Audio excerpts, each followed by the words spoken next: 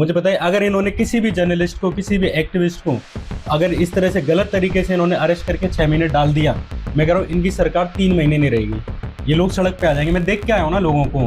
अब वो जनरेशन नहीं है जो मोदी जी से डर रही है, अमित शाह से डर रही है। ये अमित शाह, मोदी सब फेल इनके आगे। ये रमित है ऑफिशियल बीइंग ह्यूमन का। भाई सर फटने के बाद अभी इधर डंडा मारा है, इधर डंडा मारा है, सर से डंडा मारा है, इनके सर से ब्लड आ रहा है। जनपद पर वो उधर से पुलिस सबको भगाते हुए जनपद पे आई थी, तो लाठीचार्ज कर रही थी पुलिस। तो रमित भी थे वहाँ प्रोटेस्टर्स के साथ, तो वो आए पुलिस वाले, तो पहले एक डंडा मारा, तो रमित ने कहा कि और मार लो, तो उसने सर पे ही मार दिया। उसने बोला मार लो और फिर मार दिया। हाँ मैम, ये तो हो ही रहा था।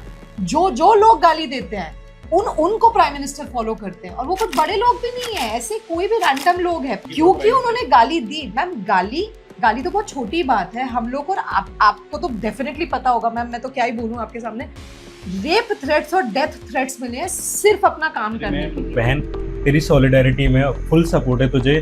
तू जहाँ पर भी हो, तूने एक बहुत ही इनाम का काम किया है। मैं, श्याम मीरा सिंह और बहुत सारे लोग तुमसे बहुत प्यार करते हैं, और कभी तुझे हिम्मत नहीं आनी। तूने जो किया यार, वो क्रांति का काम किया है। आपने जब सुना कि ये लड़की माफी मांग रही है, अचानक आपकी टाइमलाइन पे वीडियो आया, क्या रिएक्शन था? मैम मेरे तो जिस जर्नलिस्ट ने डाला था ये वीडियो, मैं तो उसको लिखने वाली थी कि तुम अपने बदतमीजियां भूल गए क्या? जिस दिन मैम किसी फीमेल जर्नलिस्ट ने मुंह खोल दिया ना इस कंट्री में, ना जाने कितने टॉप पे बैठे हुए वाले नीचे आ जाएंगे। हम लोग बोलते नहीं है क्योंकि हमें बहुत काम है। तो भाई, मैं अगर मोदी जी का सलाहकार होता, मैं आपसे यही कहता कि सर आपके पास मैक्सिमम 1 साल का या और ज़्यादा मैक्सिमम 2 साल का है टेन्योर। अगर इसे 2 साल को टेन्योर को काटना चाहते हो तो चुपचाप एक फेविक्विक लो, अपने मुंह पे बंद करो और चुपचाप अपने पीएमओ हाउस में शांत रहो। जो मोदी जी 2 महीने में जाते, मोदी जी ने उसकी 1 साल बढ़ा लिया है कि अब मोदी जी हो सकता है अपना इलेक्शन पूरा करके जाएं। नहीं तो जैसे नीतीश कुमार है या चंद्रबाबू नायडू है, इन लोगों को भी एक दिन अपना समर्थन वापस करना पड़ता। नमस्कार, स्वागत है आपका इस खास कार्यक्रम में। ये बेहद खास कार्यक्रम है, ये पॉडकास्ट नहीं है, एक राउंड टेबल कार्यक्रम करने की हम कोशिश कर रहे हैं। अब राउंड टेबल क्या होता है? हमारे पास में यहाँ एक राउंड टेबल है और हम ये 4 लोग हैं और हम बातचीत कर रहे हैं। मुझे लगता है कि आज़ाद पत्रकारिता में इसी तरह की राउंड टेबल होती है। आज मैंने उन 3 होनहार नौजवानों को, पत्रकारों को बुलाया है जिन्होंने हमारे देश का जो चौथा खंभा है प्रेस का, उसे अपने कंधों पे उठा रखा है। और खासकर इस जो ये कॉकरोच जनता पार्टी का जो पूरा आंदोलन हुआ, उस आंदोलन में एक तो थे आंदोलनकारी और एक वो लोग थे जो हर लम्हे उस आंदोलन को, उसके जज्बे को कवर कर रहे थे और वो उसे डॉक्यूमेंट कर रहे थे। ये खास बात इन तीनों की, और ये सिर्फ मैं नहीं बल्कि मैं कहूँगी कि इस प्रोजेक्ट से जुड़े हुए, इस पूरे प्रोटेस्ट से जुड़े हुए तमाम लोग इस बात को महसूस करते हैं। इस वक्त हमारे साथ श्याम मीरा सिंह हैं, अनमोल हैं और साथ साथ तनुश्री भी इस वक्त मौजूद हैं। इन तीनों का बहुत बहुत स्वागत मैं कर रही हूँ। किससे शुरुआत किया जाए? तनुश्री आपसे? मैम श्याम। चलिए श्याम, आपसे शुरुआत करते हैं। पहली बात तो ये बताइए कि आपने कई तरह के मास मूवमेंट्स कवर किए हैं। किसान आंदोलन में थे आप, पार्टिसिपेंट कर रहे थे, और तीनों की खास बात ये भी है इन तीनों पत्रकारों की कि ये तीनों तथाकथित जो बिग मीडिया है, हमारा कॉर्पोरेट मीडिया है, दरबारी मीडिया है, गुलाम मीडिया है, रवीश कुमार उसको गोदी मीडिया भी कहते हैं, ये तीनों लोग उस गोदी मीडिया को छोड़कर आए हैं ऑल्टरनेट आज़ाद पत्रकारिता के क्षेत्र में। शाम, इस प्रोटेस्ट में जो आप कवर कर रहे थे, इसमें क्या खास बात थी? कैसे ये अलग था उन तमाम असाइनमेंट्स से जो आपने पहले किए हैं? मैम, मैंने जो सीजेपी प्रोटेस्ट में देखा वो ये देखा कि डाइवर्सिटी बहुत ज़्यादा थी। बाकी जितने भी मूवमेंट हमने देखे थे मोस्टली, जैसे कि जो किसान आंदोलन था उसमें ये था कि पंजाब के फार्मर्स हैं, उनके बच्चे हैं, और ज़्यादातर एक ही कास्ट और एक ही आप एक तरह से वर्ग मान सकते हैं ना। यही आपने हरियाणा के लोगों में भी देखोगे, यही एक तरह से ये जो वेस्टर्न यूपी के लोग थे वो एक ही तरह के लोग थे, एक ही तरह की बातें थी। लेकिन ये जो सीजेपी प्रोटेस्ट था, इसमें आपका बच्चों का शुरू हो जाएगा 14 साल से लेके एकदम 90 साल का भी आदमी वहाँ पे आपको मिल जाता है, और ज़्यादातर यंग लड़के थे जिन्होंने कभी गोदी मीडिया देखा ही नहीं है। वो उनमें से बहुत सारे ऐसे भी लोग थे, अगर आप उनसे पूछो कि अमीश देवगन को जानते हो तो वो नहीं जानते हैं। अच्छा, कि अमीश देवगन कौन है। आप उनसे हो सकता है रुबका को जानते हो, लेकिन सुशांत सिन्हा को नहीं जानते होंगे। तो जो मोदी जी के जो चमचे थे उनसे इनका इंट्रोडक्शन ही नहीं हुआ। और मोदी जी का जो एक प्रोपेगेंडा था जो 2014 और 13 में फैलाया था, जिसकी वजह से लोगों ने, जो हिंदू मेजोरिटी थी, उन्होंने खासकर यंग वोटर्स ने मोदी को जो वोट दिया था, इन लोगों ने वो देखा ही नहीं था। इन्होंने मोदी एकदम थका हुआ, हारा हुआ और एक प्रोपेगेंडा की तरह देखा, मतलब इन लोगों ने मोदी को देखा, तो दो चीज़ें इनकी काम ही नहीं आई। एक तो मोदी का ऑरा काम नहीं आया, ना गोदी मीडिया आई। तो इसलिए ये वो लोग थे जो एकदम वर्जिन थे, मतलब इस प्रोपेगेंडा से, कि इनको छुआ नहीं गया था। क्योंकि ये टीवी देख ही नहीं रहे थे। और तो इन्होंने नरेंद्र मोदी को एक हिंदू धर्म के सेवियर जो 1200 साल बाद सम्राट आया है उस तरह भी नहीं देखा, हिंदू हृदय सम्राट के तौर पर भी नहीं देखा। इन्होंने उस तानाशाह के तौर पर देखा जो एक एजुकेशन मिनिस्टर को बचा रहा था, जबकि वो एजुकेशन मिनिस्टर लोगों के और बच्चों के ऊपर रोंद रहा था। मेनली ये वो जनरेशन थी जिसने ये देखा कि कोई हिंदू खतरे में ही नहीं है। अच्छा, ये जो हिंदू खतरे में ये इन्होंने 2012 से चला रखा था और पहले से चला रखा था। तो जो आते आते 2021 भाई ये डाइल्यूट हो चुका था। और ये जो बच्चे थे इनको किसी से भी देखो, उनके सबके मुस्लिम दोस्त थे, ज़्यादातर पढ़े लिखे लड़के थे। जैसे मैं गाँव में रहता था, तो जब भी मैं एक मुस्लिम गली से जा रहा हूँ, मुस्लिम रास्तों से जा रहा हूँ, मान के चलिए शहरों में, तो एक डर था कि यार ये पता नहीं क्या होगा, क्योंकि आप कभी उस कल्चर से मिले ही नहीं हो, आपने नॉन वेजिटेरियन दोस्तों से नहीं मिले हो, एक छत में नहीं रहे हो। जब मैं दिल्ली आया, हॉस्टल में रहा, एक साथ मुस्लिम दोस्तों से मिला, तब जाके मेरा जो कल्चरल गैप था वो ख़त्म हुआ। तो ये वो बच्चे थे जो ऑलरेडी, जिनके पास ये एक्सेस थी जो कल्चरल वाली, कि उनके पहले से मुस्लिम दोस्त भी थे। तो ये इनको ये था कि भाई ये क्या, ये जो हिंदू खतरे में, ये क्या है, ये तुम्हारा रिलेट ही नहीं कर रहे कौन हिंदू खतरे में है।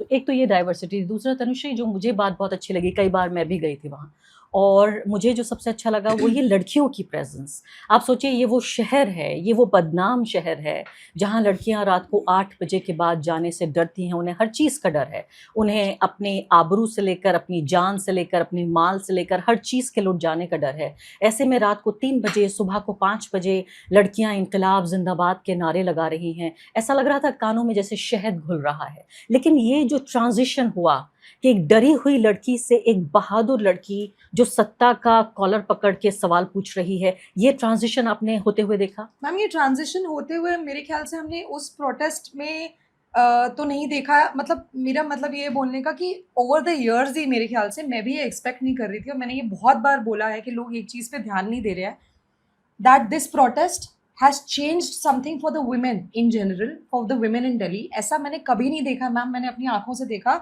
लड़कियां छोटी स्कर्ट्स पहन के उस प्रोटेस्ट में हैं, अच्छा। लड़कियां साड़ी पहन के उस प्रोटेस्ट में हैं, और बहुत मैं मेकअप आपको लगा के बड़ा अच्छा हाँ। जिसको जो मन कर रहा है। और मैम मैं आपको एक बात बताऊंगी कि थोड़ा हम लोग एक्सपेक्ट कर ही लेते हैं कि जहाँ इतनी भीड़ आई हुई है, थोड़ी छेड़खानी तो हो ही जाएगी, होती ही है ना। यहाँ तो रैलीज में, पार्टीज, पॉलिटिकल पार्टीज की रैलीज में छेड़खानी होती है। मैम, एक लड़के ने कोई बदतमीजी नहीं करी, सब एक दूसरे को प्रोटेक्ट कर रहे थे। एक लड़की आपको नहीं मिलेगी जो आपको बोल देगी कि मेरे साथ यहाँ पे छेड़खानी हो गई, बदतमीजी हो गई।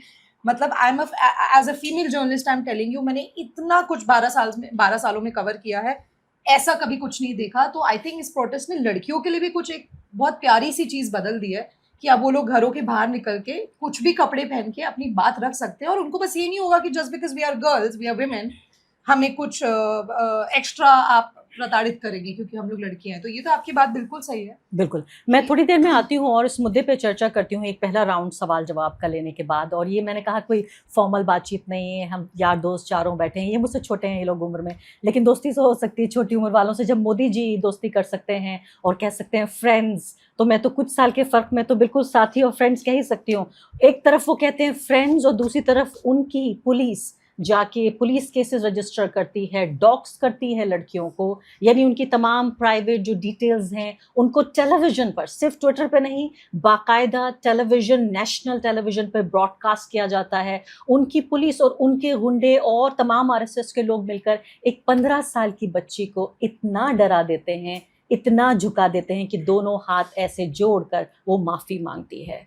आज इस देश में सिर्फ मैं नहीं, सिर्फ तनुश्री नहीं, हर औरत महसूस कर रही है कि इस पुरुषवादी समाज ने, इस पुरुषवादी जो वर्चस्व है, उसने महिलाओं को, वो भी 15 साल की मासूम बच्ची के हाथ, हमें लगता है हम सब के हाथ जुड़े हुए हैं और हम सब इस देश से माफ़ी मांग रहे हैं कि हम ये इनकलाब क्यों लेकर आए। तो अपन सोचते थे कि अगर कल को प्रोटेस्ट हुई ऐसे हालात में तो वही 4 लोग नहीं आएंगे।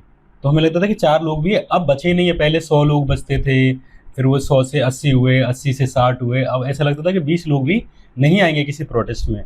लेकिन जब ये जो 20 तारीख वाला हुजूम जब मैंने एकदम से देखा अपनी आंखों के आगे, जैसे मैं गाड़ी में से उतरा हूँ, मैंने देखा कि बैरियर इन्होंने बहुत दूर से लगा दिए थे। बीजेपी का जो हेडक्वार्टर है वहीं से इन्होंने बैरियर लगाना शुरू कर दिया था। तो हमने जो देखा कि सीपी से ही बैरियर लगने शुरू हो गए और लोग आते ही जा रहे हैं, आते ही जा रहे हैं, आते ही जा रहे हैं। जो हम मीम्स में नहीं देखते कि कॉकरोच ऐसे ऐसे ऐसे एक एक करके आ रहे हैं और हजारों की संख्या में आ गए। फिर पता चला भाई ये लोग हमारे लोग हैं, हमारे लोग इतने लोग हैं, मतलब ये तो हम तो बहुत ज़्यादा हैं, हम तो ताकतवर हैं। हमें तो पता ही नहीं था कि हमारे लोग इतने एग्जिस्ट करते हैं दिल्ली में। जो हमें अभी तक लग रहा था कि अभी तो हमारे 20 लोग नहीं बचे, हमें तो लग रहा था हर जगह तो इलेक्शन हार रहे हैं, हर जगह तो पिट रहे हैं अपन लोग। लेकिन पहली बार दिखा कि ये तो वो जनता है जो तो सरकार बदल दे, जिस दिन चाहे उस दिन बदल दे।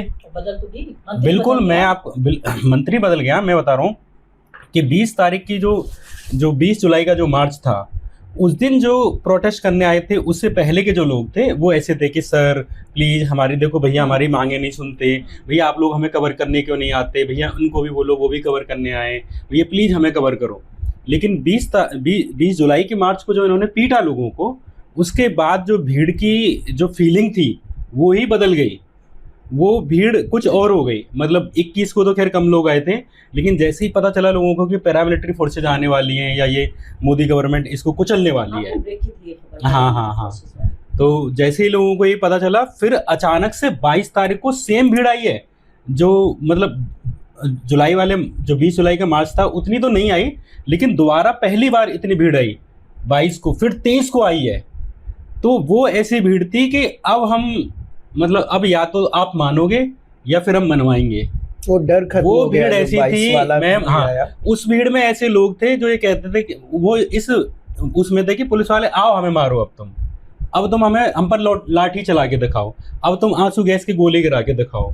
वो भीड़ ऐसी थी कि अगर ये जो 26 तारीख का जो मार्च था, मैंने ये बात बोली भी थी अपने वीडियोज में कि अब जो मैं भीड़ सेंस कर रहा हूँ वो डिफरेंट है, ये वो वाली भीड़ नहीं है जो अभी तक आंदोलन में आ रही थी। हाँ, ये भीड़ एकदम उसमें थी कि या तो आप हमें मार दो या फिर आप बचोगे नहीं, इस तरह की भीड़ थी। तो जो 26 मार्च वाला, जो 26 तारीख को जो इन्होंने कॉल दिया था कि पूरे देश में प्रोटेस्ट करें, आप देखोगे कि मुंबई में किस तरह से बड़ा आंदोलन हो गया था, लोगों का ध्यान नहीं गया। लेकिन दिल्ली जैसा ही बड़ा आंदोलन मुंबई में हुआ है ना, दिल्ली जैसा ही आंदोलन पटना में हो रहा था, दिल्ली जैसा ही इलाहाबाद में हो रहा था, कानपुर में हो रहा था, जयपुर में आप देखो कितना बड़ा आंदोलन हो गया था। अगर 26 मार्च वाला हो जाता तो मुझे लग रहा है कि 26 अगस्त मोदी जी नहीं देख पाते हैं।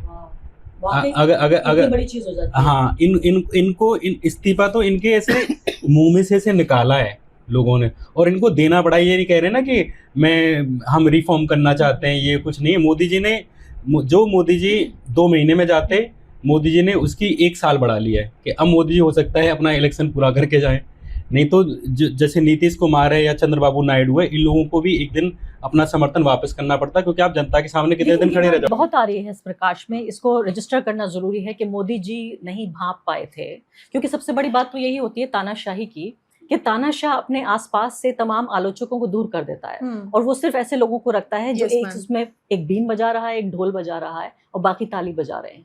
तो 2024 के इलेक्शन में भी देखिए, मोदी जी को किसी ने ये बताया ही नहीं कि आप चुनाव हार रहे हैं। उनको तो लग रहा था 500 सीटें आ जाएंगी। तो मुझे लगता है इसमें भी बताया जा रहा है कि जो इनके पार्टनर्स हैं, दोनों पॉलिटिकल पार्टियां, सहयोगी दलों ने दबाव बनाया कि हमारी पॉलिटिक्स खत्म हो रही है आपके चक्कर में।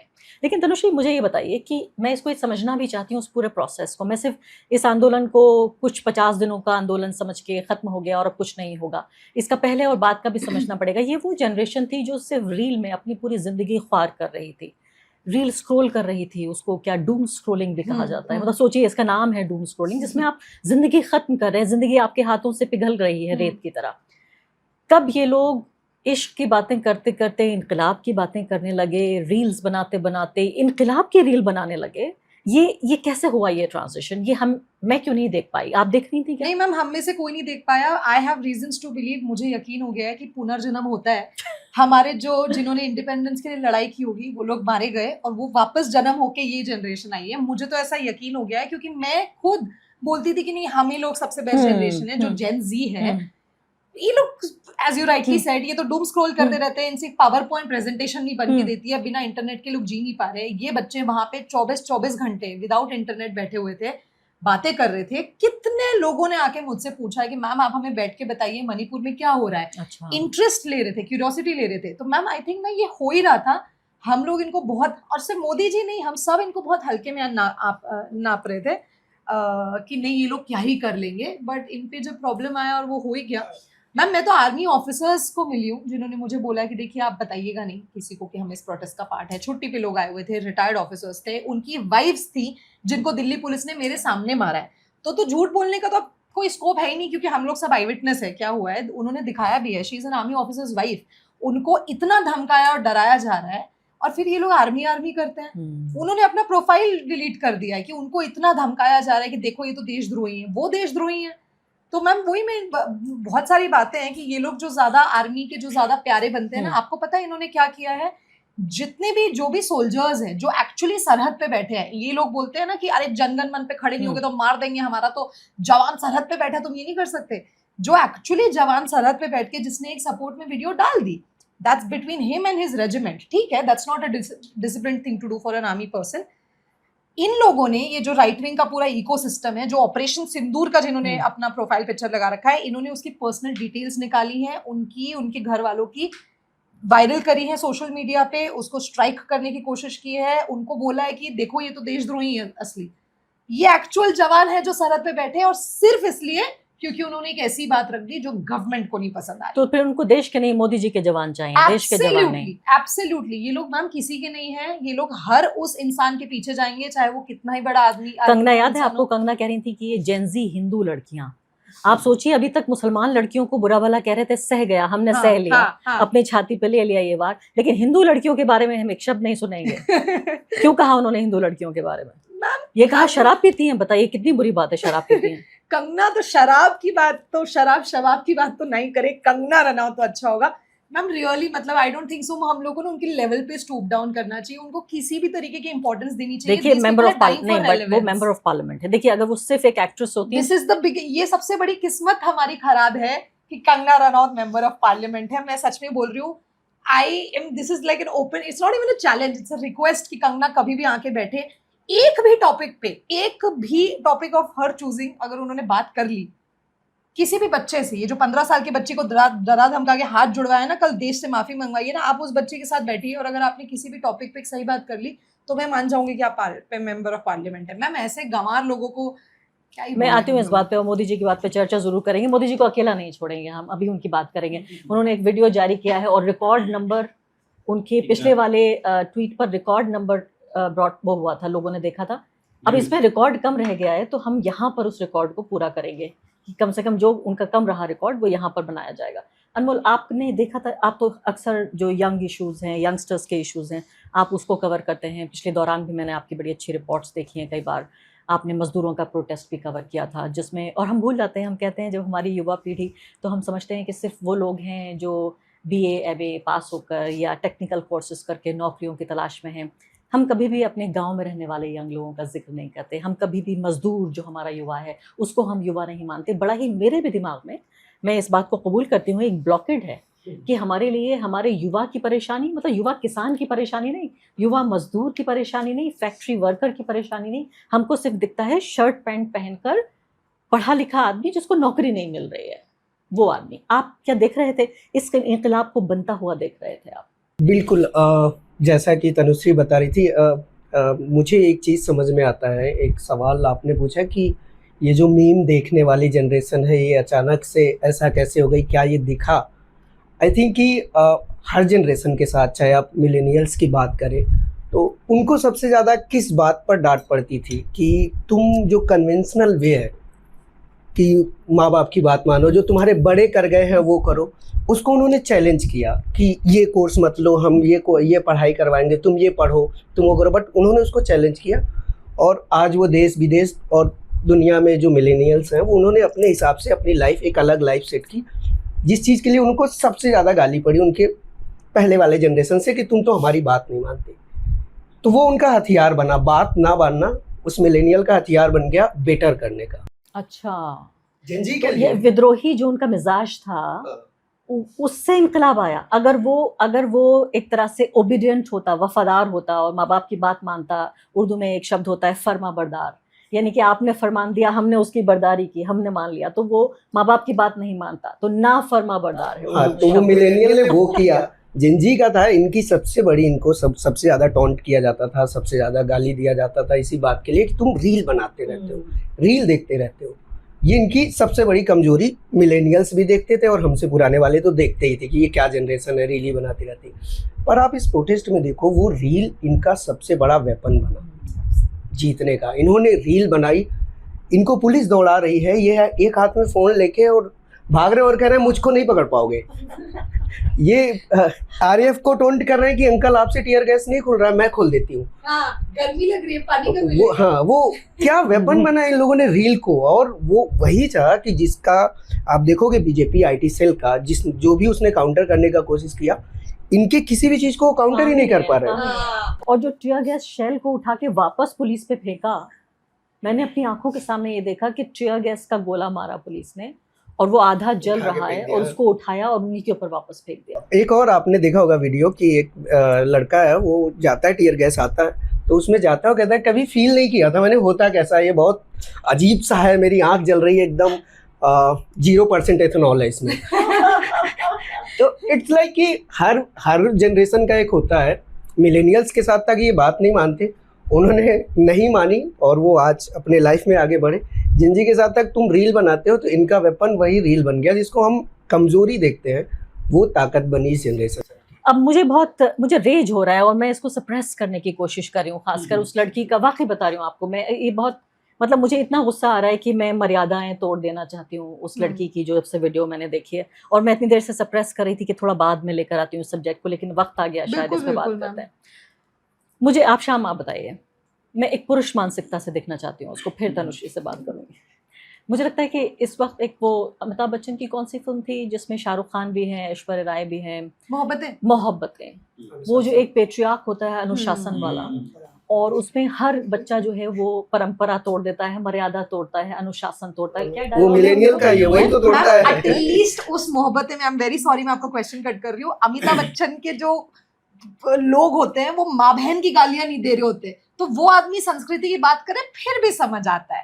यहाँ कौन से लोग संस्कृति की बात कर रहे हैं, ये समझ नहीं आ रहा है। जो रात दिन, शाम ने तो आज बहुत अच्छा ही रील बनाया है, जो लोग गाली देते हैं उनको प्राइम मिनिस्टर फॉलो करते हैं, और वो कुछ बड़े लोग भी नहीं है, ऐसे कोई भी रैंडम लोग है। पर क्योंकि सर, हाँ, क्योंकि उन्होंने गाली दी। मैम गाली तो बहुत छोटी बात है हम लोग को, और आपको तो डेफिनेटली पता होगा मैम, मैं तो क्या ही बोलूं आपके सामने, रेप थ्रेट्स और डेथ थ्रेट्स मिले हैं सिर्फ अपना काम करने के लिए। जिन्होंने बच्चों को मरवाया हो, गर्भवती महिलाओं को मरवाया हो 2002 में, उनके मुंह से आप गाली वाली बात है तो क्या है ना। और दूसरा, मैं जब आप उस लड़की का जिक्र कर रही थी जिसको इन्होंने माफ़ी मंगवाई है, जिसने सो कॉल्ड गालियाँ दी थी मेलोनी को लेकर और ये सब चीज़, मैं ऑन कैमरा ये मैं बीच में रोक के कहना चाह रहा था कि बहन, तेरी सॉलिडारिटी में फुल सपोर्ट है तुझे, तो जहाँ पर भी हो तूने एक बहुत ही इनाम का काम किया है। मैं, श्याम मीरा सिंह और बहुत सारे लोग तुमसे बहुत प्यार करते हैं, और कभी तुझे हिम्मत नहीं आनी, तूने जो किया यार वो क्रांति का काम किया है। बट श्याम, रुचिका की गलती तो है कि मतलब जो लैंग्वेज हमारे पार्लियामेंट में बोली जानी चाहिए उसने सड़क पे बोल दी। तो अच्छा, ये एक बेहतर तरीका ये हो सकता है कि अभी तो वो 15 साल की है, उसको 21 साल का होने देते हैं, 25 साल का होने देते हैं, उसको पार्लियामेंट में भेजते हैं, और वहां जाके वो गाली बक सकती है। कंगना रनावत की फेवरेट हो ये जाएगी। ठीक रहे। मैम, जैसे जब कोल्ड वॉर चल रहा था तो अमेरिका में एक जनरेशन पैदा हुई थी, बीट जनरेशन। तो बीट का मतलब था कि थकाऊ, हारी हुई। तो हमारी जो जिसे मिलेनियल कहते हैं इंडिया में, वो दरअसल उस समय की बीट जनरेशन है। और उसके बाद आई थी हिप्पी जनरेशन, जिसने अपनी जो 9 to 5 जॉब है, या जो पैसे की स्टेबिलिटी की बात है, या जो समाज के ढकोसले हैं, दोगलापन है, उसके खिलाफ उन्होंने बोला कि हम जो मर जाएगा वो करेंगे। मुझे लगता है कि ये जो गालियाँ या ये जो बच्चे हैं ना, ये दरअसल उस ज़माने के जो हिप्पी थे, ये वो जनरेशन है जो म्यूजिक से रेवोल्यूशन ला रही है, जैसे वो लोग लेके आए। मतलब इनके अंदर वो चीज़ मैं देख पा रहा हूँ कि इंडिया में, वैसे भी भारत 60-70 साल पीछे रहता ही है, तो इंडिया में दरअसल अब जाके हिप्पी मूवमेंट शुरू हुआ है। और जो सीजेपी मूवमेंट था वो दरअसल वो हिप्पी मूवमेंट के लड़ाके थे।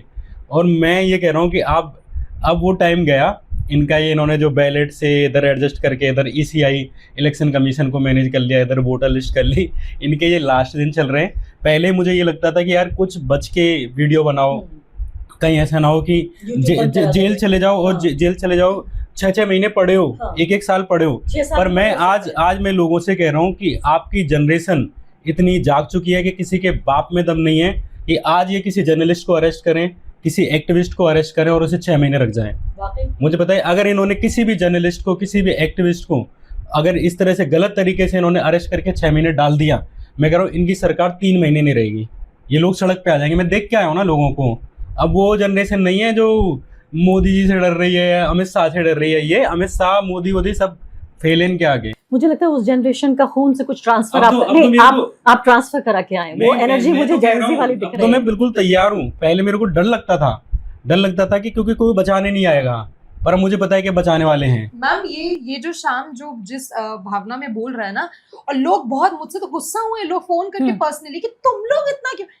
मैम ये लोग समझ नहीं पा रहे कि हम लोग ना पिछले 12 साल से ना रो रहे हैं, भीखे मांग रहे हैं, हमारी नौकरियां ले ली, हमको माँ को घर से उठा लेंगे, तुम्हारे घर में घुस के तुमको उठा लेंगे, रेप कर देंगे, मार डालेंगे अपना काम करने के लिए। हम बोलते जा रहे हैं, कोई कुछ नहीं बोल रहा, कोई सपोर्ट तो बहुत दूर की बात है, कोई कुछ बोल ही नहीं रहा। हम क्या अपने घर की कहानी दिखा रहे थे? देश में जो हो रहा है वो दिखा रहे थे ना, हमेशा से दिखाते आए हैं, काम ही ये है। मैम इन्होंने इतना दबाया ना डर के, इसलिए आज हम लोग की ये फीलिंग आ रही है कि अब तो तुम करो, अब तो तुम देखो तुम लोग क्या करोगे, हमको जेल में डालोगे, मरवाओगे, कोई बात नहीं, मेरा एक मरने से मेरे जैसे और 10 आएंगे। तो वो मैम ये फीलिंग इसलिए आ रही है, हमको कोई पर्सनल प्रॉब्लम थोड़ी ना है बीजेपी से, मोदी जी से, हमें क्या लेना देना है। नहीं, पर्सनल पोस्ट प्रॉब्लम की तो है, है। उनकी आइडियोलॉजी से प्रॉब्लम नहीं है नहीं आपको। That's what I am saying, like it's a post. वो लड़की ने भी जो गाली दी हाँ। थी, उनको कोई पर्सनल उनसे दुश्मनी नहीं। नहीं है, उन्होंने उस पोस्ट को बोला था कि सर आप क्या कर रहे हैं। एक 15 साल की लड़की की गाली देने से, जिसको आपको घर पे जाके समझाना चाहिए कि ठीक है यार ऐसी भाषा मत इस्तेमाल करो, जो आप कर रहे हो वो अच्छे से आप करिए। इतनी प्रॉब्लम्स हो रही हैं दुनिया देश में, आपने वो सब भुला दिया। तो that's what I'm वैसे भी saying. मैम गाली क्या है, कमजोर का एक्सप्रेशन है, हाँ कमजोर आदमी का एक्सप्रेशन है, क्योंकि वो लाठी नहीं मार सकती, वो हाँ। उसके पास आंसू गैस का राइट नहीं है कि वो तुम मतलब ऐसे रास्ते से जा रहे हो फिर भी कोई पीछे से लात मार दे, हाँ है ना। उसके पास ये राइट नहीं है। उसके पास सिर्फ एक ही है कि वो बस FIR करने का राइट किसके पास, पुलिस के पास है, लाठियां करने का पुलिस पे है, आदेश देने का मोदी जी के पास है। वो लड़की के पास क्या है? बहुत कमजोर आदमी के पास तो सिर्फ यही है ना कि बस गाली दे सकता है। गाली दे ये सकता है। बात शाम आप ही कह सकते थे कि जो कमजोर होता है उसके पास जो कोई बल नहीं है, उसके पास सत्ता का, धन का, बाहुबल कुछ नहीं है, तो उसके पास एक है कि मुंह से बुरा कहता है। हाँ, मैं तो ये सभ्यता और कल्चर वैसे भी नहीं मानता। ये जो लोग कहेंगे आके कि भाई गाली क्यों दे, गाली क्यों, उसका भी तो तरीका है। मतलब मैं उस लड़की पे वैसे भी कोई राइट नहीं है, उसका जो एक्सप्रेशन है उसको भी मैं बताऊं कि तू ऐसे बात कर, तू सभ्यता दिखा, तू थोड़ा तमीज दिखा। क्यों भाई, मैं तो नहीं गाली दे रहा ना किसी को, सही बात है। क्योंकि आप पे वो मेरे पे नहीं गुजर रही, जिस पे गुजर रही है वो अपने तरीके से कह रहा है। और भाषा अब भी मतलब आप वो भी सुनना। हम बताएं उसको कि तू किस तरीके से कहे। मतलब जो विक्टिम है, ये लोग बच्चे थे, मैम, ये इनको लोग- पीटा है इन्होंने। तो आप ये कह रहे हैं कि विक्टिम को, पीड़ित को हम भाषा नहीं सिखाएंगे, बिल्कुल नहीं। वो अपनी भाषा में बोलेगा, जो भाषा उसके अखबार अपनी भाषा के होंगे, उसके नारे अपने खुद के होंगे, उसके गाने अलग होंगे। उनके गानों को हम नहीं बता सकते कि तुम AR रहमान की तरह क्यों नहीं बना रहे हो। बिल्कुल सही बात है।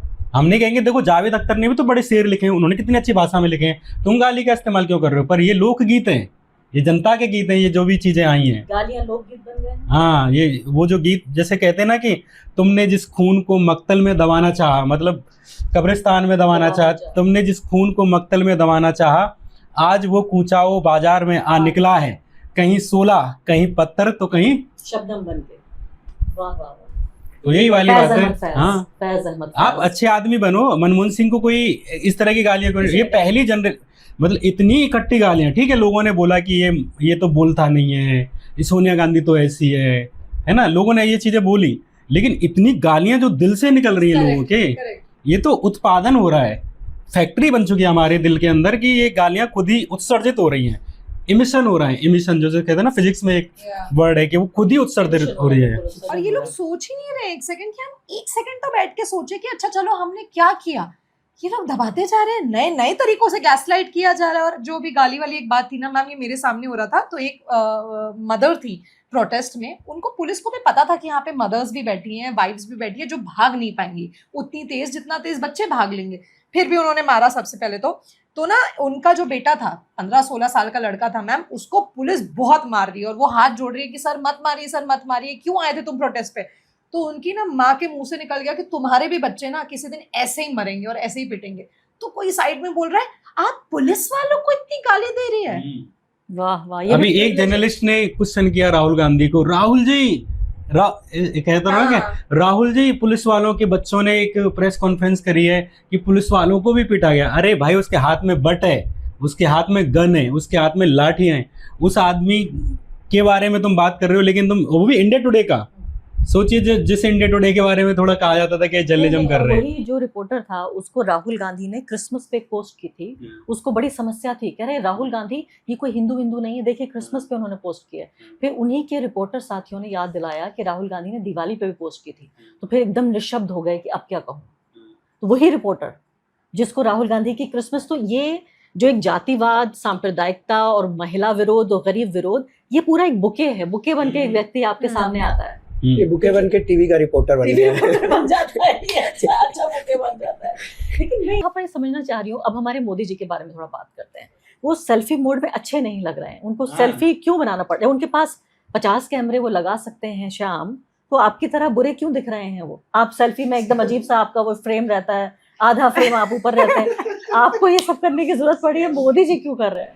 ये तो देखो, इनको ये लग रहा है कि इनको दरअसल ये जो पूरी चीज़ें हुई हैं सीजेपी वाली, वो दरअसल इनकी बीजेपी जो आईटी सेल थी, मतलब सीजेपी मान के चलो एक बहुत बड़ा टैंक है, और उसके सामने इनकी जो बीजेपी आईटी सेल थी, जो पहले गुंडा बनती थी कि हम यहाँ के ठेकेदार हैं, सोशल मीडिया के, जमीन के, ये इनके जो बजरंग दल वाले थे, विश्व हिंदू परिषद वाले थे ना, पहले ये क्या करते थे, पहले के लोगों को धमकियाँ देते, क्यों नहीं आ गया कोई भी वहाँ पे प्रोटेस्ट पे, क्यों नहीं आ गया? ट्राई किया था उन्होंने। हाँ, किसी के बाप की हिम्मत नहीं हुई। मैं यहाँ पे कह रहा हूँ, ये जितने कह रहे हैं हम 26 को आएंगे, एक वो मीम नहीं पंचायत में, हम आएंगे, हम सबसे लास्ट में आएंगे, तो ये 26 को आए जब प्रोटेस्ट खत्म हो गई। तो ये बात ये है कि मोदी जी को लग रहा था कि भाई आईटी सेल तो खत्म हो गई, अब मैं बचाऊंगा, मेरे अंदर इतनी बुद्धि है कि मैं अब इस जैन जी को कन्विंस कर लूंगा। लेकिन उनको ये समझ में नहीं आ रहा कि ये जो आप कह रहे हो ना कि कई बार तो मन करता है पूरे दिन आपसे ही बातें करूं, मोदी जी ने ये डाला आज, तो भाई मैं अगर मोदी जी का सलाहकार होता, मैं आपसे यही कहता कि सर आपके पास मैक्सिमम 1 साल का या और ज़्यादा मैक्सिमम 2 साल का है टेन्योर, अगर इसे 2 साल को टेन्योर को काटना चाहते हो तो चुपचाप एक फेविक्विक लो, अपने मुंह पे बंद करो और चुपचाप अपने पीएमओ हाउस में शांत रहो। इस देश के लोग वायलेंस वैसे भी बिलीव नहीं करते, वो बैलेट से ही हराएंगे आपको, बैलेट से ही हटाएंगे। तो अगर आप चाहते हो कि 2 साल आप शांति से बिना लोगों को तंग किए और बिना आप वो जो पीएम हाउस में रहना चाहते हो, तो आप शांत रहो, सो जाओ। जितना आप बोलोगे इन लोगों में उतना ही गुस्सा। जैसे अभी मैं देख रहा था कि उन्होंने एक वीडियो डाली है कि मुझे तो गालियां दी जा रही हैं, लेकिन कमेंट में लोग और ज्यादा गालियां दे रहे हैं, लोग और रील बना के गालियां दे रहे हैं। इंस्टाग्राम पे बच्चे क्या बोल रहे हैं, जेनजी वाले कह रहे हैं कि थैंक गॉड देखो हमारी गाली उन तक पहुंच तो गई। तो वो खुश हो रहे हैं कि हम जो गाली दे रहे थे। लेकिन अनमोल मुझे ये बताइए कि नरेंद्र मोदी के कई सेल्फी वीडियोस आ चुके हैं। अब इस वीडियो में खासकर जब वो ये कह रहे हैं कि मेरा मन करता है आपसे बात करते चले जाऊं, और वो खुद माफी मांग रहे हैं, मुझे कोई याद दिला रहा था कि किसने अलग अलग जो किसी ने प्रधानमंत्री ने बैंक कार्ड जारी किया, किसी ने आधार कार्ड जारी किया, किसी ने फला और कोई कार्ड जारी किया, इनका जो है विक्टिम कार्ड जारी हो रहा है नरेंद्र मोदी का। तो ये अपने को मुझे मीडिया की भाषा में समझाने की कोशिश कीजिए कि ये हमारे जो प्राइम मिनिस्टर ने प्राइम मास कम्युनिकेटर जो हैं, ये क्या कहने की कोशिश कर रहे हैं इन वीडियोस के जरिए जो सेल्फी मोड में बना रहे हैं। आई थिंक कि एक जैसा कि पूरी बातचीत का लब्बुल हुआ अब यही है, सबने ये जाना है कि एक बड़ा फेलियर है बीजेपी का और गवर्नमेंट के पूरे कम्युनिकेशन का, कि वो इस जनरेशन से कम्युनिकेट कैसे करना है वो नहीं समझ पाए। और यही उनका सबसे बड़ा जो हम कहें कि उनकी गलती कहें या उनकी सबसे बड़ी कमी कहें, कि उनको अभी भी नहीं पता चल पा रहा है कि इससे कम्युनिकेट करना कैसे है। क्योंकि इस जनरेशन को बिल्कुल नहीं पसंद है कि आप सूट बूट पहन के आइए, खूब अच्छे शब्द लेकर आइए और एक बढ़िया वीडियो बना के फिर आप उनसे बात कीजिए। इस जनरेशन को पसंद है, वो देख रहा है सड़कों पे क्या चल रहा है, ग्राउंड पे क्या चल रहा है, मार्केट में क्या चल रहा है, लोग कैसे बोल रहे हैं। और जो नेता है वो उसको भी पता है कि नेता जब कैमरे के सामने आके क्या है, रियल लाइफ में क्या है, तो उसको वो ज़्यादा पसंद है जो जैसा है वैसा ही दिखे। इसलिए आप देखेंगे कि ऐसे कंटेंट क्रिएटर्स का, ऐसे कॉमेडियंस का उभार हुआ जो ज़्यादा रॉ है, जिनकी लैंग्वेज उनसे ज़्यादा मिलती है। तो अब मोदी जी का भी यही हुआ कि ये जो कम्युनिकेशन गैप आ गया, तो अब वो ट्राई कर रहे हैं कि कैसे इनसे रेलेवेंट रहा जाए, इस जनरेशन से कम्युनिकेट कैसे किया जाए। तो ये जो सेल्फी वीडियो का पूरा आया है, मित्रों से फ्रेंड्स पे आ गए हैं, तो इट्स जस्ट कि रिलेटिबिलिटी। और एक चीज़ यही है कि पूरा कम्युनिकेशन सिस्टम तो फेल हो गया, तो कैसे अब सीधे प्रधानमंत्री कम्युनिकेट करें? क्योंकि वो तो उन्होंने मन की बात की, उन्होंने अपने कार्यकर्ताओं से बात करने के लिए तमाम योजनाएं चलाई कि हम डायरेक्ट पब्लिक से कम्युनिकेट करते हैं, हम डायरेक्ट बातचीत करते हैं, बट ये इतना बड़ा जनरेशन कैसे मिस तो हो गया? मोदी जी ने क्या एक मीटिंग की होगी और कहा होगा तुम सब फेल हो गए हो मेरे सिपह सालारों, अब मुझे चार्ज लेने की जरूरत है, अब मैं सीधे बात करूंगा। नहीं, आई थिंक मोदी जी ने मीटिंग की होगा और बोला होगा कि let's be a typical man, let's gaslight करना शुरू करते हैं, क्योंकि तो सॉरी बॉयज, मेरी ये थोड़ी आदत होती है ना मैम, दिस इज गैसलाइटिंग कि आप सुबह फोर्स भेजिए, आप इंस्ट्रक्शंस दीजिए उनको कि इतनी तेज मारना बच्चों को। मुझे नहीं लगता दिल्ली पुलिस बच्चों को मारने निकली थी, मुझे लगता है वो जान से मारने निकली थी। अच्छा मैम, कील किसके लाठी में होती है? आपको पता है, अगर जब मुझे कील लगती- मैं और सौम्या जब वहां मौजूद थे और बारिश में हम भी नहाए हुए थे, वो भी भीगे हुए थे बच्चे, और वो कह रहे थे कि करंट लगाया जा रहा है हमें, तो मुझे लगा ये क्या Electric, वाहियात हाँ। बाल है। मुझे लगा कि ये लोग they Shock are losing patterns। Their senses. मैंने नहीं समझ पाई थी, मुझे यकीन नहीं हुआ कि उनके पास इलेक्ट्रिक डंडे थे जिससे हाँ, वो shock बताइए batteries शॉक थी। लगा रहे थे।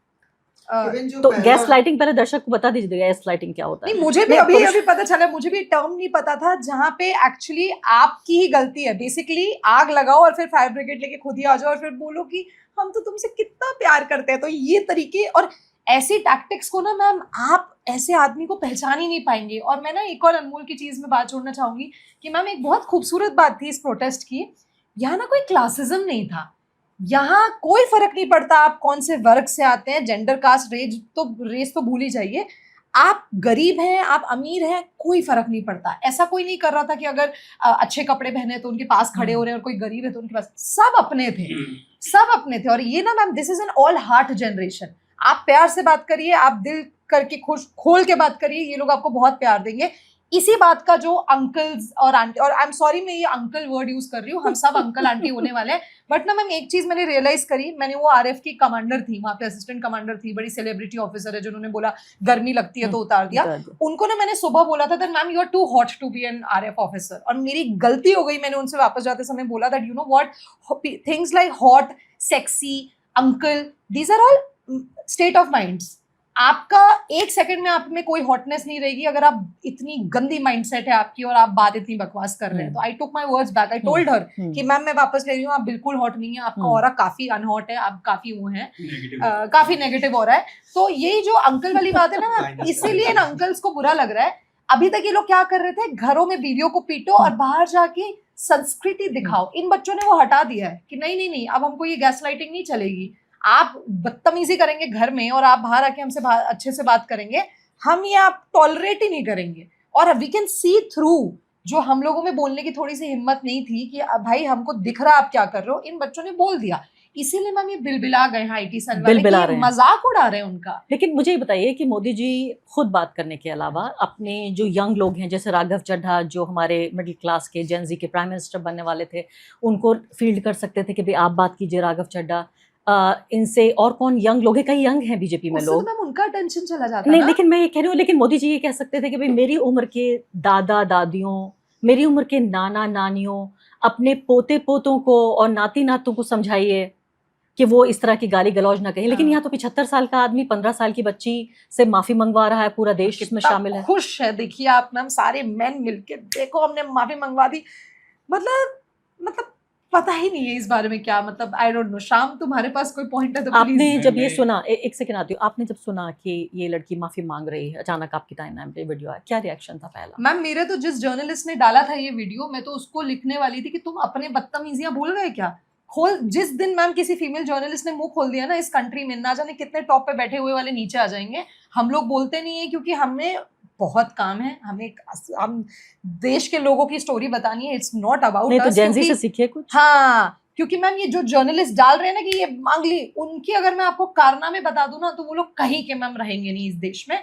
खैर छोड़िए, maybe round table for some other time. लड़कियों के मामले में अरे बिल्कुल उनका रिकॉर्ड खराब है, खराब है। इट्स नॉट इवन रिकॉर्ड, हम लोग सब कूल है, हम लोग सब आपस में सब लोग लड़का लड़की सब काम करते हैं, किसी को कोई मसले नहीं है। मैम दीज पीपल आर, इनको नहीं पता है, लड़कियों का कुछ इज्जत नहीं पता है। और आज ये एक बेसिकली बॉयज लॉकर रूम चल रहा है इनका ये बॉयज लॉकर रूम है कि देखा मंगवा दी।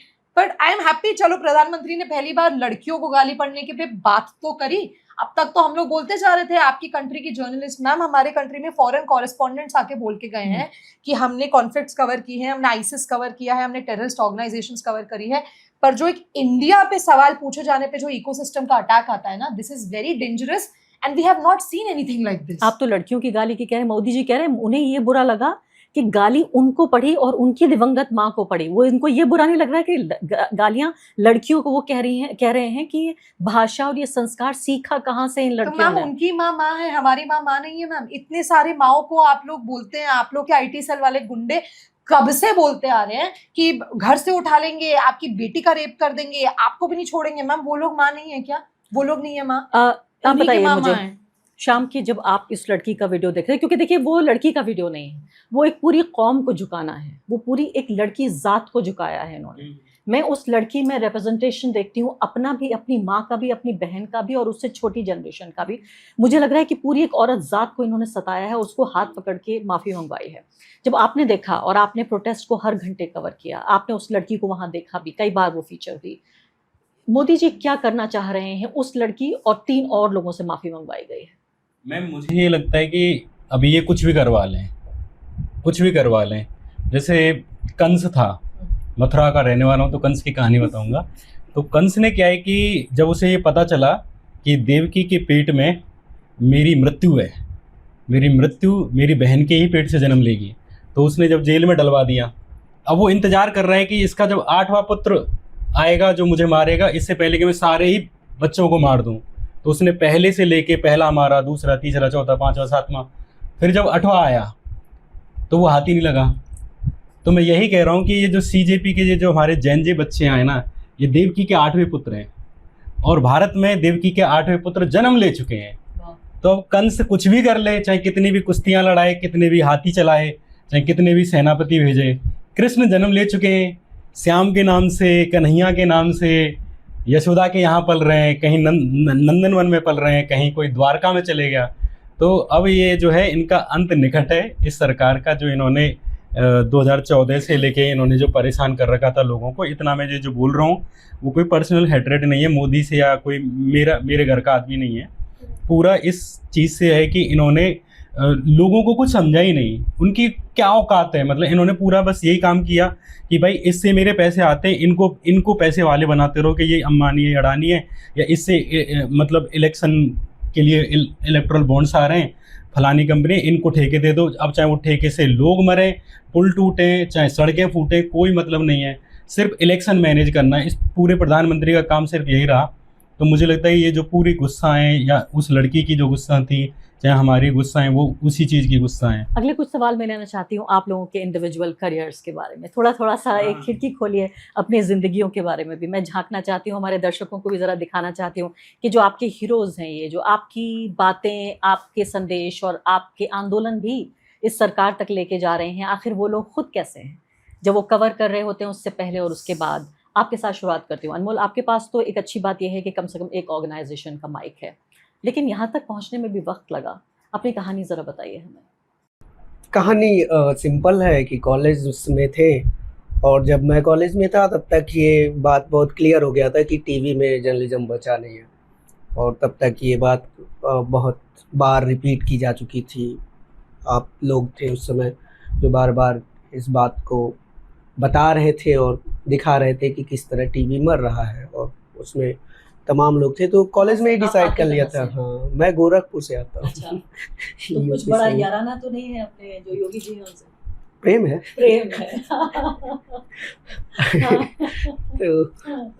तो फिर वही कॉलेज में डिसाइडेड था कि टीवी और ये सब नहीं करना है, डिजिटली ही करना है। तो डिजिटली देन स्टार्ट किया। अपना एक पोर्टल था नेशनल दस्तक, जो कि दलित इशूज़ पर काम करता था। देन तब मेरे लाइफ में वही 8-9 महीने या 10 महीने मेरी जॉब को हुए होंगे वहाँ पर, और फिर एक बहुत बड़ा इंसिडेंट हुआ मेरे साथ कि वो शायद सबको पता है कि जब क्राउड जंतर मंतर पर क्राउड था, वो और उसकी डिमांड बहुत अतरंगी सी थी कि आईपीसी में कुछ धारा है वो चेंज करवाना चाहता है क्योंकि वो सनातन के अकॉर्डिंग नहीं है।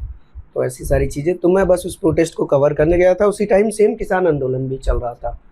तो वहाँ पर वो क्राउड से मैंने पूछा, ये सब बातचीत हुई, थोड़ी सी बातचीत, तो बातचीत में ही किसानों की बातचीत आई। उनको जो उस समय नैरेटिव चल रहा था कि खालिस्तानी हैं, ये हैं, वो हैं, कुछ क्रॉस क्वेश्चनिंग, फिर उनको बुरा लग गया। देन वो मेरे को बोलने लगे कि तू कौन सा जर्नलिस्ट है, तू जिहादी जर्नलिस्ट है, इसका माइक चेक करो, इसका चैनल चेक करो। तो फिर कोई आके बोलता है कि तुम जय श्री राम बोल के दिखाओ अगर तुम सही पत्रकार हो तो। बोल देते आप, ऐसा क्या बात थी? आई थिंक जय श्री राम बोलने में, जय भीम बोलने में, नमो बुद्धाय बोलने में, किसी भी धर्म का कोई भी जो भी जिसमें लोगों को प्रेम बढ़ता है, जिसमें लोग अभिवादन करते हैं, जिससे आप दोनों के बीच एक बातचीत स्टार्ट हो या कुछ भी हो, अगर आप श्रद्धा से बोलने में किसी को परेशानी नहीं होगी इस देश में। मुझे भी कोई परेशानी नहीं है किसी भी धर्म के, किसी भी संस्कृति के, किसी भी अभिवादन, किसी भी नारे से। परेशानी यह है कि आप 100 लोग, 150 लोग जुट के ज़बरदस्ती नहीं कर सकते कि नहीं तुमको ये बोलना होगा। हाँ, आप ज़बरदस्ती अगर किसी को कहेंगे कि नहीं तुम बोलो, तो मेरा वहाँ पर ये मानना है कि मैं फिर नहीं बोलूँगा, क्योंकि यहाँ सवाल अब दूसरा हो गया है। यहाँ सवाल मेरी मर्जी, मेरी व्यक्तिगत अभिव्यक्ति की हो गई है। तो अब मैं चुनूँगा कि मुझे क्या करना है। मुझे याद है उसके बाद मैंने भी आपका एक इंटरव्यू किया था यार, और मुझे बड़ी खुशी हुई है कि आप एक अच्छे ऑर्गेनाइजेशन के साथ काम कर रहे हैं। लेकिन श्याम, आपके जैसे लोग, इतने बड़े नेटवर्क से आपने इस्तीफ़ा दिया, वो भी बड़ा ड्रामेटिक, बड़ा नाटकीय रहा उस वक्त भी, वो भी बताइए हमें। लेकिन मुझे ज़्यादा फ़िक्र ये होती है कि जैसे आपने कहा कि न्यूज़ ऑर्गेनाइजेशन जैसे वायर है, न्यूज़ लॉन्ड्री है, क्विंट है, इन तमाम ने भी बहुत अच्छी कवरेज की है। आई मस्ट से दैट, मैं इनको I am not going to write them off. लेकिन इस प्रोटेस्ट में जैसे किसान आंदोलन हुआ, एंटी-सीए एनआरसी हुआ, इसके अलावा पहलवानों का आंदोलन हुआ, ज़्यादातर ऑर्गेनाइजेशन इंस्टीट्यूशन से जुड़े हुए जर्नलिस्ट थे, मेरे जैसे भी, जो इस प्रोटेस्ट को उन प्रोटेस्ट को कवर कर रहे थे। इसमें एक नई बात मुझे देखने को मिली कि ज़्यादातर ऑर्गेनाइजेशन के अलावा आपके जैसे, तनुश्री जैसे, और 6 नाम और गिना सकती हूँ, बिल्कुल आज़ाद पत्रकार जो अपने बुनियाद पर खड़े हुए हैं। लेकिन मुझे फ़िक्र ये होती है कि आपके पास इंस्टीट्यूशनल सपोर्ट नहीं है, आपके पास प्रेस कार्ड है लेकिन अपना एक अकेले आदमी का बनाया हुआ प्रेस कार्ड। खुदा ना खास्ता आपको कल के कुछ हो जाए तो कौन आपको सपोर्ट करेगा? कोई चोट लग जाए या पुलिस में रिपोर्ट दर्ज हो जाए, थाने में ले जाएं, आपके तो एडिटर भी नहीं है कोई जो आके आपको बचाएंगे। तभी तो लड़ते हैं मैम। हमें पता है कि हम पे कोई चेक इन नहीं है, या चेक क्या कहते हैं उसको। शाम को तो अभी रिसेंटली डिटेन भी कर लिया था। ये फोन करेगा, इसको लगेगी तो ये नहीं, वाकई कोई सरपरस्ती नहीं है। यही इस पूरे जैसे चाहे जितने भी सारे इंडिपेंडेंट जर्नलिस्ट थे, मैं किसी का नाम लूंगा तो फिर होगा अगला कहेगा कि मेरा नाम नहीं लिया, कितनों के नाम कुछ लिया नाम तो ले लीजिए, कम से कम कुछ नाम ले लीजिए। सार्थक है, समदीस भाई का आपने एक, आप देखो ना कि मतलब हमने एक ऐसा देश बना दिया जहाँ समदीस जैसे कूल आदमी को तुमने किस रूप में ला दिया कि वो आदमी एकदम बोल के मैं मरने के लिए ही तैयार हूँ, कैमरामैन पार्थ आओ, है ना। तो हमें ये देखना है कि हमने इस देश को कहाँ पर लाके खड़ा कर दिया है। आप देखिए, समदीस जैसा कूल आदमी एकदम चिल है, लोग उसके इंटरव्यू सिर्फ इसलिए देखते हैं कि उनको बहुत मुश्किल वाली चीज़ें नहीं देखनी, परेशान हो गए, थोड़ा चिल कंटेंट देखना है तो लोग समदीस को देखने के लिए आते थे। आपने उस समदीस को क्या बना दिया? समदीस थोड़ा ना, चलो तुम उमर खालिद को गाली दे लोगे, तुम संजीव भट्ट को गाली दे लोगे, तुम और भी एक्टिविस्टों को दे लोगे। समदीस तो एक्टिविस्ट भी नहीं था, समदीस तो इस देश का सामान्य आदमी था जो जस्ट कूल वीडियोज बना रहा था, है ना। वो आदमी मरने पे आ गया कि चलो तुम मुझे मार ही लो, तुम मुझे मारो, मेरे कैमरामैन को मारो, और उस बीच में खड़े होके कहता है कि कैमरामैन पार्थ तुम रिकॉर्ड करो। वहां पे ऐसे लोग थे, वहां पे रमित था, रमित जिसने जिंदगी में कभी फेस नहीं दिखाया, पीइंग ह्यूमन नाम से उसका चैनल है, आप लोग सर्च करना। वो बंदा प्रोटेस्ट में आता है गोवा से, पैसे नहीं थे, इंस्टाग्राम पे डाला कि भाई मेरे पास पैसे नहीं है लेकिन मुझे प्रोटेस्ट में जाना है, तो इंस्टाग्राम वालों ने पैसे दिए, और वो बंदा प्रोटेस्ट में जहां लड़कों को पीटा जा रहा था वहां बीच में घुसता है और उसकी खोपड़ी फुड़वा के आता है। उसकी खोपड़ी फूटती है, उसका पहली बार उसका फेस रिवील होता है, और इस तरीके से होता है कि मान के चलिए कोई बंदा 8 साल से बिना फेस के वीडियो बना रहा है और उसका चेहरा आता है खून से लथपथ। मैं ही मतलब इससे ज्यादा, हाँ, मतलब ये होगा कि बेस्ट मेरे सामने ही हुआ था वो। अच्छा, क्या हुआ? एक्चुअली लाठी जनपद पर, वो उधर से पुलिस सबको भगाते हुए जनपद पे आई थी, तो लाठी चार्ज कर रही थी पुलिस। तो रमित भी थे वहाँ प्रोटेस्टर्स के साथ, तो वो आए पुलिस वाले, तो पहले एक डंडा मारा, तो रमित ने कहा कि और मार लो, तो उसने सर पे ही मार दिया। उसने बोला मार लो और फिर मार दिया। हाँ हाँ मैम, ये तो हो ही रहा था ma'am. I have never cried. मैं तो पता नहीं, हम लोग मिलिटेंट्स के साथ बैठ के आ गए हैं, हम लोगों ने कॉन्फ्लिक्ट जोन कवर कर लिया है हम लोग। मैं तो कभी नहीं रोई हूँ। और कुछ लोग मुझे बोल रहे थे अच्छा बड़ी तेज रोना आ गया। नहीं मैम, फिजिकल दर्द नहीं हो रहा था। फिजिकल तो दर्द हो ही नहीं रहा था कि तुम और मारो, हमें सच में कोई फर्क नहीं पड़ रहा। प्रॉब्लम उस जगह का वाइब ऐसा हो गया था। और एक हद होती है जब आप दूसरे को हिम्मत दिखाते हुए देख रहे हैं, आपकी भी हिम्मत आती है आउट ऑफ, मतलब मैम मुझे तो इसलिए मैं रोई थी उस दिन कि यार मेरी मम्मी की उम्र की महिलाएं थी वहाँ पे जो नहीं भाग पा रही थी, अपनी बात बोलने आई थी सिर्फ। आप उनके लिए एग्जिट प्लान बनाते हैं। ये कौन सी स्ट्रैटेजी, कहाँ का प्रोटोकॉल है मैम? ये कहाँ का प्रोटोकॉल है? आप मुझे कोई किताब, कोई कॉन्स्टिट्यूशन, पुलिस का, आर्मी का कोई प्रोटोकॉल दिखा दीजिए जो बोलता है कि इस तरीके से आपको करना है। इन लोगों ने बोला है हमने फोर्स ग्रेडियंट यूज किया है। फोर्स ग्रेडियंट मतलब ग्रेजुअली फोर्स इंक्रीज करना। वार्निंग दीजिए, लाठीचार्ज करिए, पैलेट इस्तेमाल करिए, एवरी एंटी राइट गियर। तो ये फ्रेंच शब्द इस्तेमाल कर रहे हैं, कुछ इसका संस्कृत शब्द नहीं है मैम? कोई फोर्स ग्रेडियंट की नहीं था कोई। इसका संस्कृत शब्द में लवड़े न बुझ्यो में। मैम मैंने ना, हम लोगों ने मणिपुर में कॉन्फ्लिक्ट कवर मैं तो पहले दिन से कर रही हूँ, 2023 से मैं कर रही हूँ।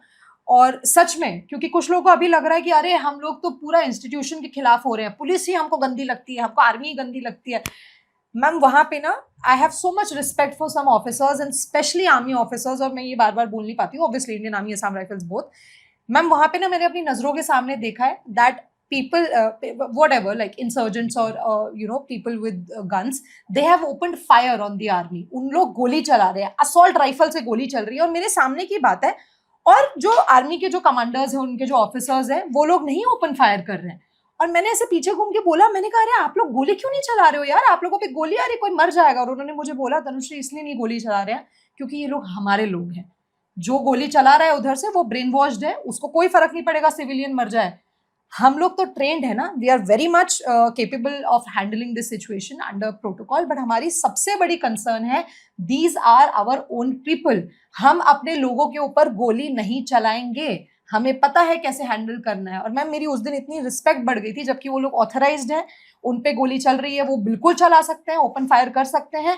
उनमें से कितने सोल्जर्स मर रहे हैं मैम। तो बेसिकली मैं ये बोल रही हूँ, चीजों को अच्छे से हैंडल किया जा सकता है अगर आप चाहें, युद्ध के हालात में भी। एब्सोल्युटली मैम, इतनी खराब हालत में। और एक मैं और इम्पोर्टेंट चीज बोलना चाहूंगी अमित मालविया को, आई थिंक थोड़ा पर्सनल उनका मेरे साथ चल रहा है। उन्होंने जो हम लोग का कैराउजल ऑफ पिक्चर्स डाला है ना, बड़ा ऐसा करके, मैम अगर ये पिक्चर्स उन सोल्जर्स का होता ना जो मणिपुर में मरे हैं पिछले 3 साल में, तो मुझे बहुत खुशी होती। But he is the IT cell head ना। मैं उनको चैलेंज कर रही हूँ, अपने मुंह से एक बार नाम निकाल दे कि जो पेजेस आर्मी को और असम राइफल्स को गाली दे रहे हैं, उनके ऑपरेशनल डिटेल्स बाहर डाल रहे हैं, उन पेजेस को कौन फंड कर रहा है। देखते हैं। हाँ। तो उम्मीद है कि ये कार्यक्रम भी देख रहे हाँ होंगे जी। और हो सकता है आपका ये क्लिप ही सिर्फ निकाल के हाँ, publish अरे कर दें। मैम उनको किसी सोल्जर का नाम नहीं पता होगा, और वो ये लोग क्लिप्स निकाल के वो बहुत मशहूर है इस मामले में, हाँ। बड़ा अच्छा करते हैं वो। करते हैं, करिए तो वो करिए, कहीं हाँ। से भी अपने मतलब का एक Nice, क्लिप nice। निकाल मैं के तो वो, चाहती हूँ हाँ, मणिपुर की यही बात वाला। हो मैम, ठीक क्योंकि जी।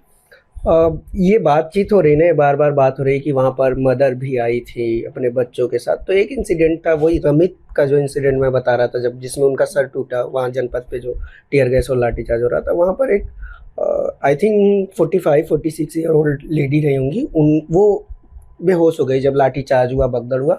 तो बहुत सारे बच्चे वहाँ इकट्ठा हो गए, बैठ गए, है ना। एम्बुलेंस आ रही थी, वो बैठ गए कि इनको क्यों मारा, हम नहीं उठेंगे यहाँ से, उनको लेकर।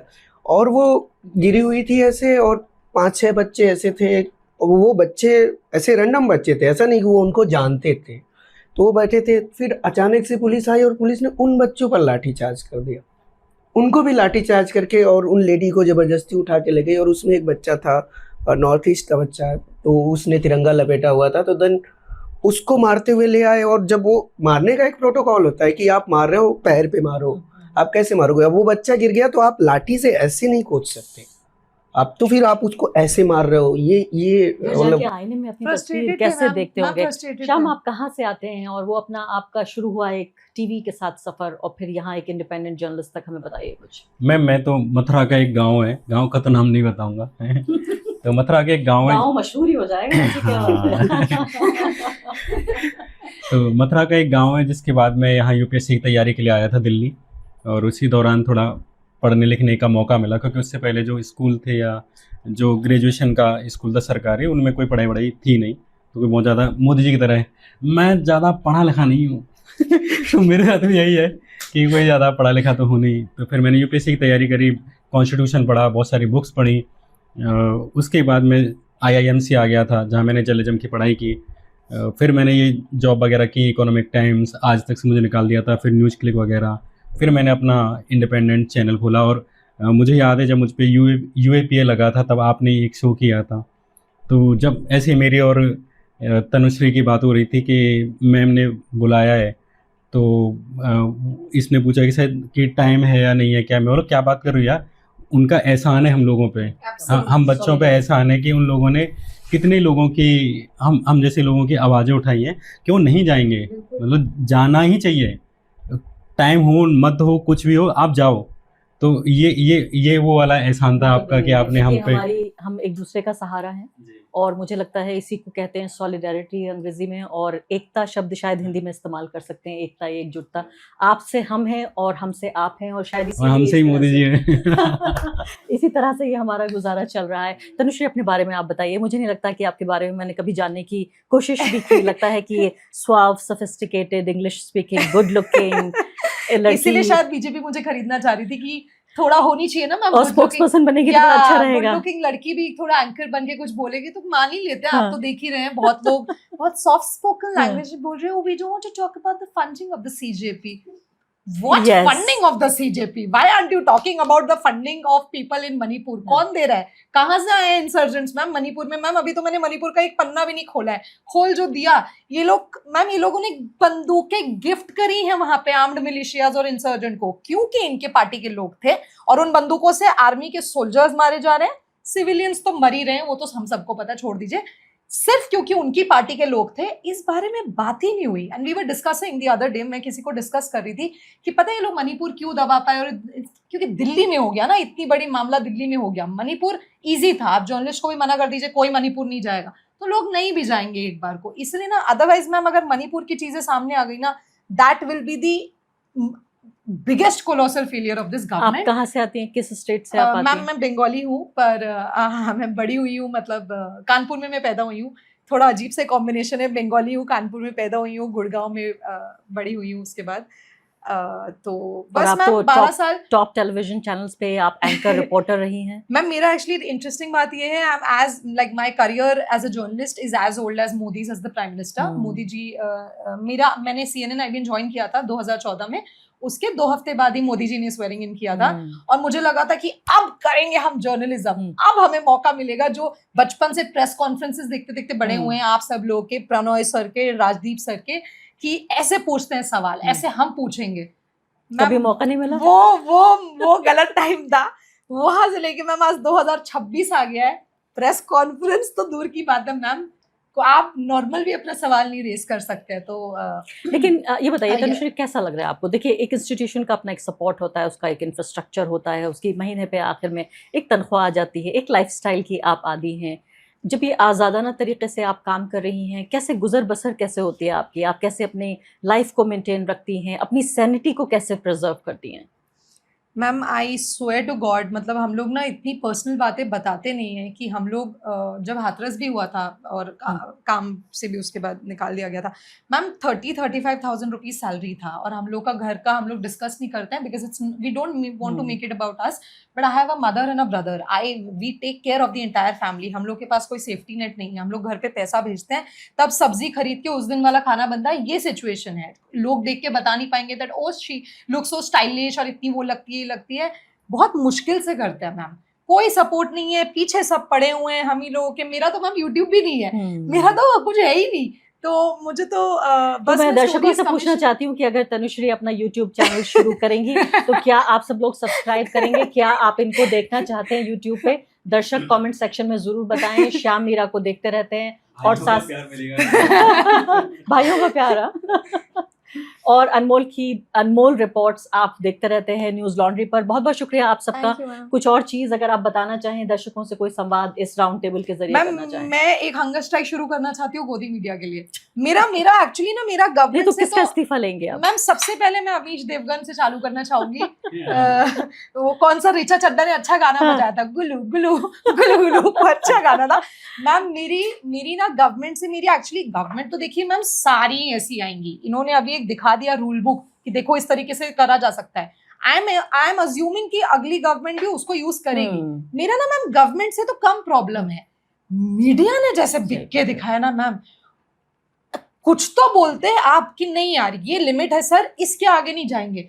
मैम ये लोग क्या चाटुकार लोग हैं, इनके लिए मुझे एक हंगर स्ट्राइक कर रहा है, मुझे पता and I am also very smart, I know ये लोग प्राइवेट लिमिटेड में काम कर रहे हैं, मेरी हंगर स्ट्राइक से ये तो चाहते हैं मैं मर जाऊं, तो ये कौन सा रिजाइन देंगे। पर मैम मैं जो जहां मिलेंगे मैं उनकी बेइज्जती करूंगी, क्योंकि एक छोटी सी लास्ट बात, क्योंकि मैम किसी एक रिपोर्टर को असॉल्ट किया गया था और हम लोग सब सेन लोग हैं, हम लोग कभी वायलेंस गाली गलौज आप लोगों ने हमारे मुंह से सुनी नहीं होगी, हम लोग ये सब नहीं सपोर्ट करते। पर मैम जब नौकरियां गई है ना देश में जर्नलिस्ट की, उनको हाउंड किया गया है। छत्तीसगढ़ में एक जर्नलिस्ट का भाई सिर्फ इसलिए मारा गया क्योंकि उसने वो एक स्कैम आउट किया था, उसके भाई ने हाथ पैर जोड़े थे इन चैनल वालों के कि एक बार मेरे भाई की स्टोरी चला दो। तुम्हारी फेलो जर्नलिस्ट था ना, किसी ने स्टोरी नहीं चलाई, तुम एक्सपेक्ट कर रहे हो कि तुमको सॉलिडारिटी मिलेगा आज क्योंकि तुम पिट गए अपनी घटिया बातें बोलने के लिए। You guys have blood on your hands. Anmol कुछ बात मीडिया के बारे में क्या ही बोले, हमारे न्यूज़ लॉन्ड्री पे वीकली शो आता ही है टिप्पणी और न्यूज़ जिसमें मीडिया और इवन न्यूज़ लॉन्ड्री का स्टार्टिंग भी क्योंकि मेन स्ट्रीम मीडिया गलत में जा रहा था और आया। बट ये कहना है कि हमारा जो नेशनल मीडिया जो खुद को क्लेम करता है, अगर वह एक 15 साल की बच्ची के पीछे पड़ जाता है और वो उसके सलून और उसके घर तक पहुंच जाता है, तो वह ये चीज़ दिखाता है और ऑन अ सीरियस नोट कि हमारे देश की जो मीडिया है वो हमें कहाँ ले जाना चाह रही है, किस दिशा में ले जाना चाह रही है। और शायद इसीलिए लोग मीडिया से खफा से ज़्यादा वो हेट्रेट तक अब वो बात पहुंच गई है, सिर्फ नाराज़गी तक नहीं है, एक नफरत सी होने लगी है लोगों को। इसमें अगर हमें भी कभी मैम हमको भी गलती से अजीत सर का एक वीडियो डाल के बहुत फेमस किया जा रहा था, मैं तो ये सोच के जाती हूँ कि हो सकता है कहीं और हुआ भी है, हो क्या सकता है। आपको पता है मैं कश्मीर गई हाँ थी 2019 में, जब ये आर्टिकल 370 इन्होंने हटा लिया था वहां से, तो सबसे पहले एक्साइटमेंट में पहली बात तो वहां जाना ही असंभव था, लेकिन किस तरह से मैं एक वुमन कैमरा पर्सन, एक यंग वुमन कैमरा पर्सन के साथ वहां पहुंच गई। उसके बाद जाते ही वहां इतना एक्साइटमेंट हुआ कि लाल चौक पे पहुंच गई मैं रिपोर्टिंग करने के लिए। उम्र भी उस वक्त और थोड़ी साल कम थी। आप सोचिए सबसे पहले मेरे ऊपर जो हमला हुआ वो लोकल कश्मीरियों का हुआ। वो तो शुक्र यह है कि कुछ पीछे से बुजुर्ग आ गए और कहने लगे कि नहीं ये आरफा खानम शेरवानी है, चिल्लाने लगे, हमारे ऊपर हमला कर रहे थे वो लोग, तो हमारी जान बाल बाल बची, मैं और मेरी वुमन कैमरा पर्सन की, क्योंकि कुछ बुजुर्गों ने मुझे पहचान लिया। वरना आप सोचिए मैं आपके सामने यहाँ बैठी नहीं होती। वो इतने नाराज थे इस गुस्से को लेकर। बताइए आखिरी बात बताइए शाम, कोई फ्यूचर आप क्या देख रहे हैं इंडिपेंडेंट मीडिया का? नहीं आप तो फ्यूचर हैं, इसके अलावा क्या फ्यूचर? नहीं, वो तो जैसे सिर्फ इसलिए नहीं कि गोदी मीडिया है, वैसे भी जो इन्फॉर्मेशन लेने का जो तरीका है या हमारे दिन का टाइम कहाँ जाता है, उसी के तरीके से भी न्यूज़ इन्फॉर्मेशन का और ये सारी चीज़ों का पैटर्न बदल रहा है। अब मतलब अगर आज तक अगर कल को अच्छा भी काम करने लग जाए तब भी लोग उसको यूट्यूब पे देखना पसंद करेंगे, इंस्टाग्राम पे उसके क्लिप्स कटना पसंद करेंगे, ट्विटर पे देखेंगे। तो फिर हाँ, एज ए प्लेटफॉर्म तो जो ये एक अच्छी चीज़ भी हुई है। हालांकि एक नुकसान भी हुआ है, एक अच्छा भी हुआ है। नुकसान ये है कि जो इंडिपेंडेंट मीडिया है उस पर कोई एडिटर नहीं बैठा हुआ जो एक जर्नलिस्टिक एथिक्स के साथ काम करे, है ना। कई बार हम लोग भी कुछ भी कर देते हैं, हम पे कोई पाबंदी नहीं है, लेकिन वहीं पे अगर कोई एक संस्थान होता है, एक तो ये कि ऐसे पत्रकार को खरीदना भी बहुत ईजी है और ऐसे पत्रकार की आज़ादी भी बहुत ज़्यादा है। तो ये खतरे और सुविधाएं दोनों हैं उसमें। एक पत्रकार को दबाना भी ईजी है, संस्थान को दबाना ईजी नहीं था। संस्थान लड़ जाता, वकील है, और एक पत्रकार को खरीदना भी बहुत ईजी है कि वो तुरंत 2 सेकंड में बिक भी जाएगा। पर यही है कि चाहे आप चाहें चाहे ना चाहें, लेकिन टाइम जो है आने वाला, इवन यूट्यूब से भी वो शिफ्ट होके इंस्टाग्राम पे चला गया है। हम खुद ही मैं हुआ या ध्रुव राठी हुआ या नीतीश राजपूत, मेरी जब भी इनसे बात होती है तो यही होता है कि यार कुछ व्यूज कम हो रहे हैं क्या, ये लॉन्ग फॉर्म में भी लोग कम देख रहे हैं, अब वो सीधे इंस्टाग्राम पे ही जा रहे हैं। और इंस्टाग्राम तो रेवेन्यू वहाँ तो नहीं है। इंस्टाग्राम आपको डायरेक्टली, जैसे यूट्यूब आपको डायरेक्टली पे करता है वॉच एड्स के लिए, तो ये तो बड़ा खतरनाक बात है कि इंस्टाग्राम हमारा तो दिन कट जाएगा, हमारा टाइम कट जाएगा। बाकी छोटे जो जिनको जर्नलिस्ट नहीं बल्कि आजकल कंटेंट क्रिएटर्स कहा जा रहा है, मुझे लगता है इस पर एक और बहस की जरूरत है। एक और कल बड़ी इंटरेस्टिंग चीज हो गई, मैं बताऊंगी नहीं आपके शो पे, बट ये बीजेपी की एक फीमेल मिनिस्टर का मेरे पास मैसेज आया है और बड़ा प्यारा सा, that Tanushree we might not see eye to eye when it come to political ideologies, but I just want to tell you that मैं कुछ बोलूंगी नहीं publicly, but I am rooting for you क्या बात है, स्पेस क्या में, बात है। क्योंकि एक चीज होती है, एक होती है लड़कियों के साथ बदतमीजी जो कि हुई है और आप उसके लिए ले रहे हो, तो मैं तो कल नाचू कि ये तो हेट करने वालों को हम प्यार करने वालों मुझे की लगता है टीम कि में ये ले सब आए। छुप छुप के हमें देखते हैं, हाँ, छुप छुप के हमें प्यार तो पढ़ते हैं और करते प्यार करते हैं अमित छुप मालवीय छुप is के। obsessed with me, I know that, what can I do? बहुत बहुत शुक्रिया आप सभी का। तो उम्मीद है दर्शकों आपको ये बहुत ही हमारा इनफॉर्मल गैर रिवायती तरीके से राउंड टेबल खाने के साथ, आपको खाने को तो नहीं मिला लेकिन कुछ देखने को जरूर मिला, पसंद आया होगा। हमें जरूर बताइए कमेंट सेक्शन में अगर आप कुछ और लोगों को इस तरह की राउंड टेबल पे देखना चाहते हैं। एक और खास क्रेडिट देना चाहती हूँ कि इस राउंड टेबल के आइडिया का पूरा जो कॉन्सेप्ट था वो तनुश्री का था। बहुत बहुत शुक्रिया।